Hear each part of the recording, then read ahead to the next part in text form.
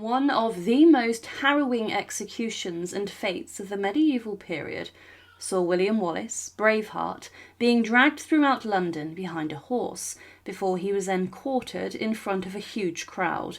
There has been a lot of controversy around the execution of Wallace, as he was condemned for treason, but he was not actually a subject of the English King Edward I.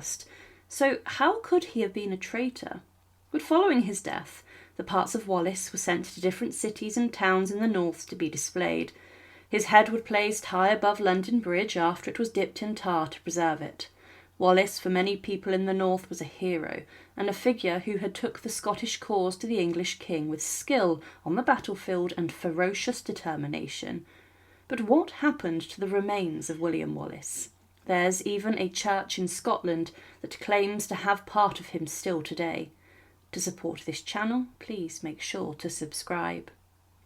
William Wallace was born in roughly the 1270s in Scotland, and little is known about his early life, but in 1296 King Edward I of England took advantage of issues with the succession in Scotland, and he made himself the ruler within an English government.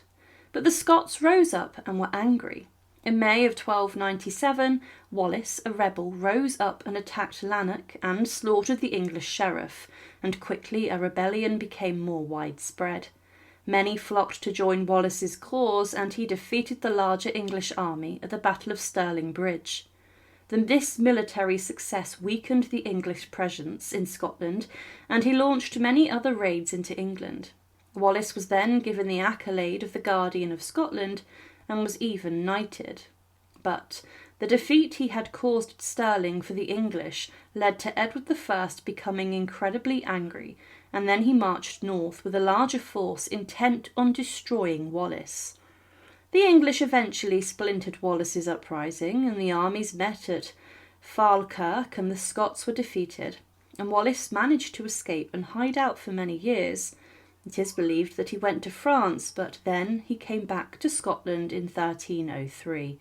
He was handed over to the English, and in 1305 he was then transported to London, where he was then brought to trial. Wallace was sentenced to death with treason, and he denied this, saying he'd never sworn his allegiance to the English king. But on the 23rd of August 1305, he was taken from the hall of the Tower of London, stripped naked and dragged throughout the streets of London.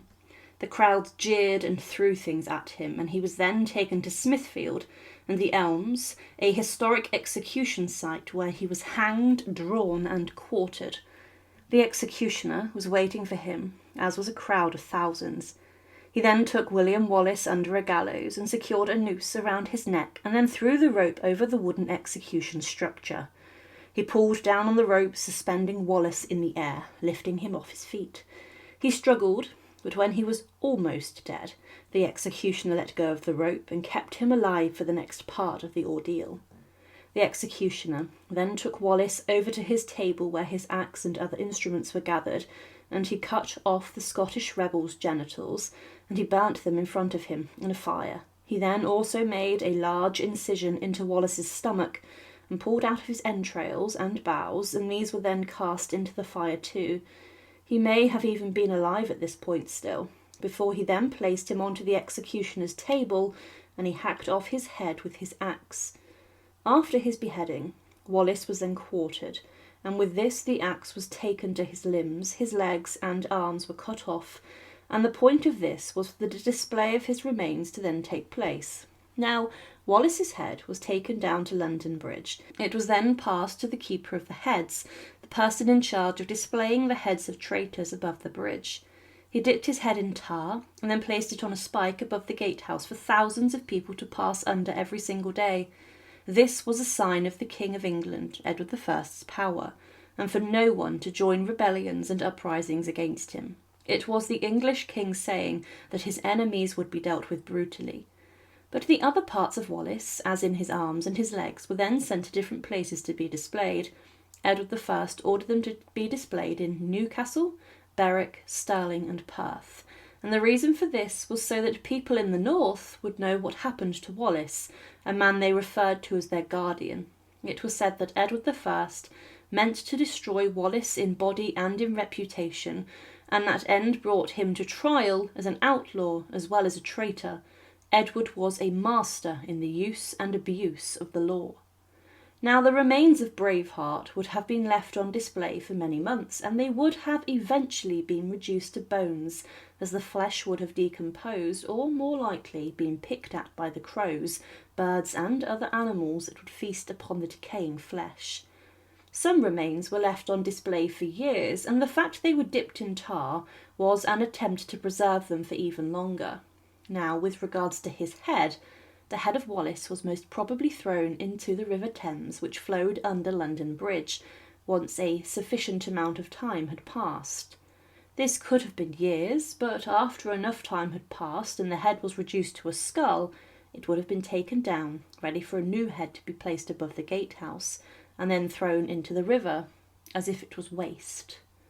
This would have been the same fate of the bones of the limbs too, which were displayed. However, there is one part of William Wallace that has remained rather mysterious, and it's believed that this may still exist today, and that one of the limbs of Braveheart may still exist on this earth. Following his mutilation, one part of the body was displayed above the town of Stirling, specifically on the repaired and rebuilt Stirling Bridge, the place of one of Wallace's greatest battles. It was Sir John Seagrave, the Lieutenant of Scotland under Edward I, who delivered the 4 body parts of Wallace to the towns and cities, and he was given 15 shillings for this. So, at Stirling he delivered the 4th part, but there were local legends that part of Wallace was saved after his limb was taken down from Stirling Bridge. Now, the place that claims to have part of Wallace is Cambuscaniff Abbey, near to the River Forth in Stirling. Wallace had links to the monks there through his uncle, and the church at the time of his death was more militant, and many of the church leaders were loyal to Scotland, and they did not like Edward I, and they favoured Wallace and his fight against the English king. The legend of the abbey stated that a group of monks from the abbey, on a dark night, retrieved the remains of Wallace's body from Stirling Bridge, and then they wanted to give him a proper Christian burial inside the grounds of the abbey. They told no one outside of the abbey of their actions, as they knew they would have had their religious house attacked and ransacked, and they also would have faced execution for this. They allegedly buried the remains of Wallace then into the grounds of the abbey. Now, today the abbey is mostly ruined, and there is a main tower that exists as well as a number of low walls, but the tradition states that a small grave marks the spot where the remains of Wallace was interred. There is a small stone embedded in the ground that almost looks like an arm bone or a leg bone, and the stone is around 18 inches long and is orientated north to south. But on this gravestone, the initials WW can be seen. As mentioned, this is a legend, and the truth of this is debated, and unless the grave was opened and an arm bone or a leg bone was found, it would be impossible to prove the story. Also, if the bones were discovered, it would be impossible today to test any DNA on the remains. William Wallace is today remembered as Braveheart, and he was one of the leaders during the First War of Scottish Independence. He was someone who bravely took the fight to the English king, Edward I, who was later known as the Hammer of the Scots. He was executed for treason and was a constant thorn in the side of the English king, a man who wanted to conquer the lands to the north of his kingdom. But Wallace's reputation today as a heroic figure still lives on in Scotland.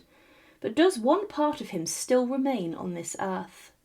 Thank you for watching, and to support our channel, please make sure to subscribe. And again, thank you so much for watching.